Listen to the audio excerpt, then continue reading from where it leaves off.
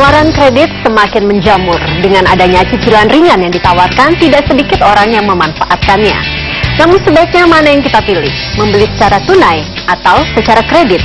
Mari kita simak informasi berikut ini dalam Cerdas 5 Menit Cerdas Finansial.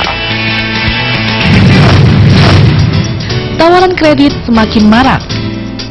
Beragam pilihan produk dapat dibeli dengan cara kredit. Persyaratannya pun semakin mudah.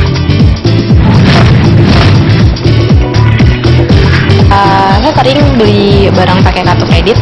Saya pernah membeli barang secara kredit. Karena kan kalau kita kredit itu kita bebas untuk bayar full. Kita bisa cicil pembayarannya, jadi nggak membebani karena kita bisa angsur secara bulanan ya, bisa dicicil dengan 0% dengan ada program promo kartu kredit misalnya seperti itu. Sebelum kita mengetahui bijak atau tidak bijak membeli barang secara kredit, kita harus mengetahui dulu beberapa jenis kredit yang populer ada di masyarakat. Yang pertama adalah kredit kepemilikan rumah, kredit kendaraan bermotor, kredit penggadaian, kredit tanpa agunan, dan kredit kartu kredit. Untuk pembelian rumah secara tunai, kita ambil contoh, itu membutuhkan dana yang sangat besar. Jadi untuk mengumpulkan dana tunai ini membutuhkan waktu tahunan. Dan kita ketahui sendiri tanah dan rumah itu harganya mengalami kenaikan yang pesat setiap tahunnya. Nah, untuk penggunaan kredit lainnya seperti kredit tanpa agunan, kredit kartu kredit, dan kredit penggadaian ini biasanya umum digunakan untuk kredit barang-barang yang sifatnya non-produktif atau konsumtif.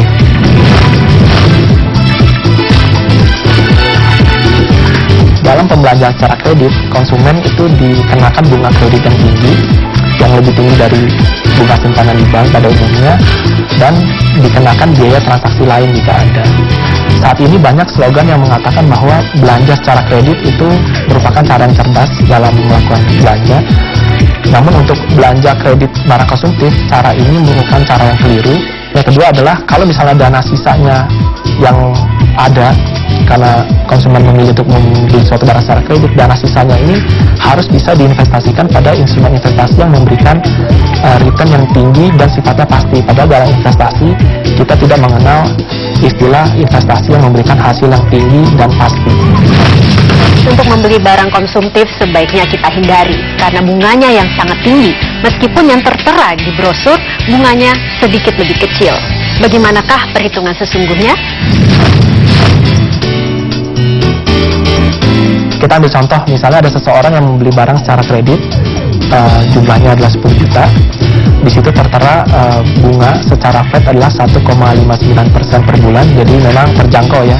Pinjaman seseorang tersebut jangka waktunya adalah 2 tahun atau 24 bulan. Kita bisa hitung total bunga yang selama 2 tahun itu adalah 3.816.000, sehingga kalau kita jumlahkan pokok plus bunganya itu menjadi 13.816.000.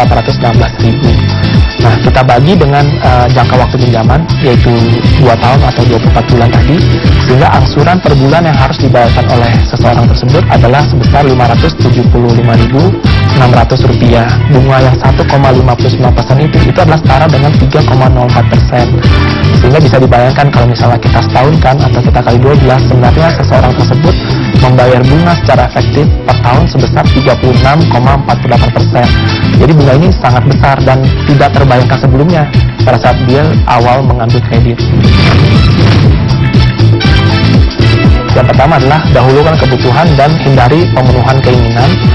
Yang kedua adalah untuk pengambilan kredit yang sifatnya produktif, itu benar-benar harus dihitung besaran cicilannya berapa per bulan, jumlah bunga yang dikenakan berapa, sehingga tidak mengganggu arus cash flow setiap bulannya. Yang paling penting adalah selalu irit dalam pembelian dan irit dalam pemakaian, sehingga kita tidak harus mengambil kredit yang sifatnya konsumtif.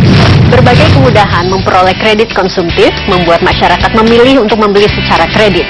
Padahal sebenarnya membeli secara tunai relatif lebih murah dikarenakan tidak terkena bunga kredit. Saya Chandra Dewi, Cerdas 5 Menit, Cerdas Finansial. Sampai jumpa. Dipersembahkan oleh